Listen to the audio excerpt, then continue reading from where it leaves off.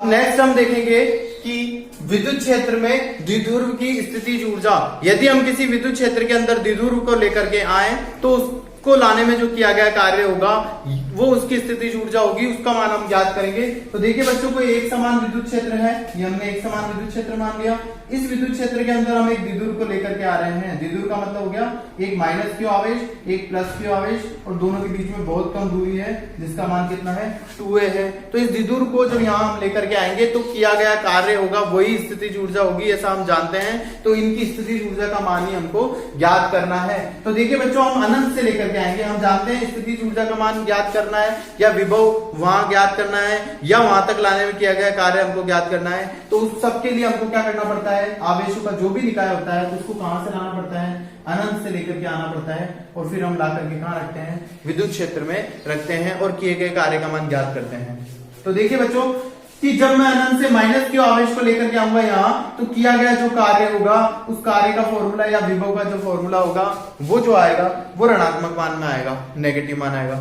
और जब मैं प्लस आवेश को लेकर के आऊंगा तो यहां से यहां तक, जब लेकर यहां तक लाना है प्लस आवेश को, तो जब यहां तक लेकर के आऊंगा तो इस कार्य का मान जो आएगा वो धनात्मक आएगा।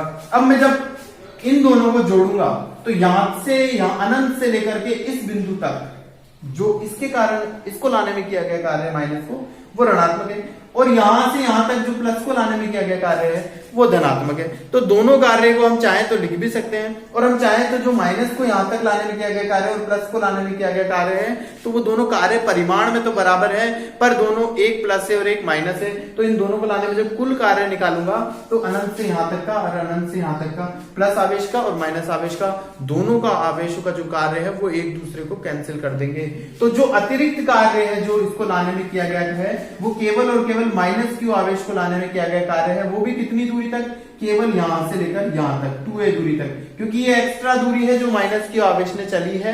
अदरवाइज प्लस क्यू आवेश का तो कोई कार्य नहीं है, क्योंकि प्लस क्यू आवेश यहां तक लाया तो जितना कार्य हमको करना पड़ा वही कार्य हम माइनस क्यू आवेश को जब यहां तक लाए थे तो भी हमको करना पड़ा था। तो उसके लिए प्लस में आ रहा है, इसके लिए माइनस में आ रहा, दोनों कट गए तो केवल माइनस क्यू आवेश का आ जाएगा। तो हम लिखेंगे द्विध्रुव को अनंत से लाकर विद्युत क्षेत्र में रखने पर किया गया कार्य, वो कार्य जो होगा वो कार्य बराबर आ जाएगा माइनस क्यू आवेश पर लगने वाला बल और गुणा माइनस क्यू आवेश द्वारा चली गई अतिरिक्त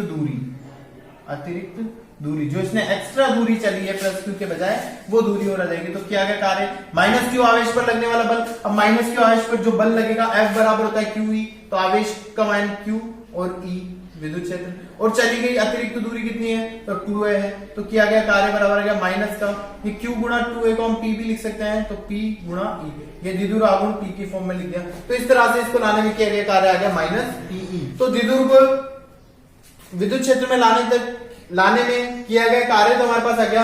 अब इस द्विध्रुव को यहां ला करके अगर हम घुमा भी दे, किसी एंगल थीटा पर घुमा भी दे, माना ये प्रारंभ में किस एंगल पर था, θ1 बराबर 0 डिग्री पे था, फिर इसको किस कोण पर घुमा दिया, θ2 बराबर हमने किसी थीटा कोण पर घुमा दिया, तो द्विध्रुव को घुमाने में किया गया कार्य, इसको हम W1 कह देते हैं, पहला कार्य। इसको आवेश को लाने में किया गया कार्य वो पहला कार्य हो गया। अब द्विध्रुव को घुमाने में किया गया कार्य, द्विध्रुव को घुमाने में किया गया कार्य W2 बराबर, वो हम जानते हैं होता है PE कोस θ1 हमने कितना रखा 0 डिग्री, माइनस कोस θ2 कितना है θ डिग्री। तो ये W2 बराबर आ गया PE कोस 0 कितना होता है 1 माइनस कोस θ। तो द्विध्रुव को घुमाने में किया गया कार्य ये आ गया। अब अगर हम दोनों काम एक साथ करें, द्विध्रुव को लेकर के भी आए और लेकर के आने के बाद हम इस द्विध्रुव को θ कोण पर घुमाए भी, तो द्विध्रुव के लिए किया गया कुल कार्य या इस द्विध्रुव की स्थितिज ऊर्जा जो होगी वो हमारे पास आ जाएगी W1 प्लस W2 से कुल कार्य आ जाएगा। तो दोनों का मान रख दें, यह आ जाएगा minus PE plus PE 1 minus cos θ। इसको हम थोड़ा सॉल्व करें तो ये माइनस पीई और ये खुल के प्लस का पीई होगा, तो ये दोनों कट जाएंगे, तो ये आंसर में ये वाला आ जाएगा लास्ट टर्म जब पीई से गुणा होगा, तो माइनस का पीई कोस थीटा, ये इसकी स्थितिज ऊर्जा है, ये इसके लिए किया गया कार्य है। तो इस तरह से हमने किए गए कार्य का मान ज्ञात कर लिया। अब ये थीटा क्या है कि दूसरी स्थिति है कि द्विध्रुव को कितने कोण पर घुमाया। अगर द्विध्रुव को हमने 90 डिग्री के कोण पर घुमाया है तो यहाँ कोस 90 हो जाएगा, कोस 90 होता है 0, तो किया गया अगर थीटा बराबर 90 डिग्री हो पहली स्थिति तो ये बराबर हमारे पास किया गया कार्य या इसकी स्थिति ऊर्जा जो है वो आ गई कितनी 0। और यदि दूसरा थीटा बराबर यदि 180 डिग्री घुमाया है तो ये कितना है -1, तो प्लस का हो जाएगा, तो किया गया कार्य या स्थिति ऊर्जा जो है ये प्लस का पीई हमारे पास आ जाएगी। ये दो चीजें और हम विशेष स्थिति ध्यान में रखेंगे।